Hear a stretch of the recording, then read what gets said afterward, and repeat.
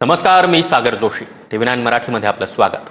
बुलेटिनच्या सुरुवातीलाच पहलगाम हल्ल्यासंदर्भात एक महत्त्वाची बातमी आहे. पहलगाम हल्ल्यातील दहशतवाद्यांना भारतीय सैन्यानं आता चांगलाच दणका दिला आहे.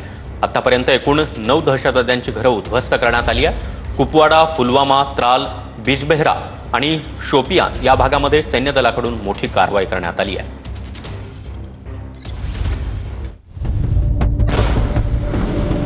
संशयित दहशतवाद्यांना दणका, घरं उद्ध्वस्त. कुपवाड्यात लष्कर ए तोयबाचा दहशतवादी फारुख तिडवाचं घर उद्ध्वस्त केलंय.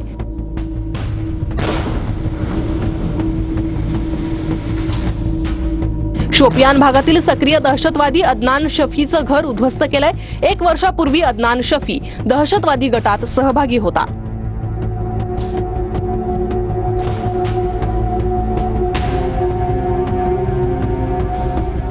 कुपवाड्यातील नारीकुट भागातला एलईटीचा दहशतवादी फारुख अहमदचं घरही उद्ध्वस्त केलंय.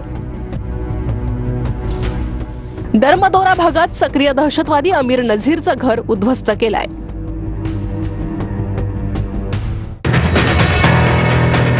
मुरान, पुलवामा. पहलगाम हल्ल्यातील संशयित दहशतवादी एहसान शेखचं पुलवामातील घर उद्ध्वस्त.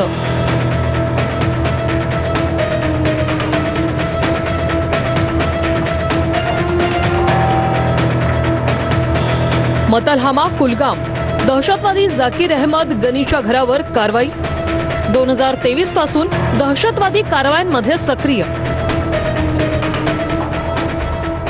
छोटीपोरा, शोपियान.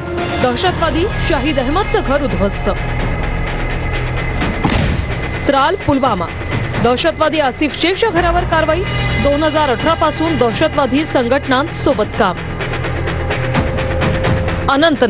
अनंतनागमधील आदिल ठोकरचं घर बॉम्बने उडवलं.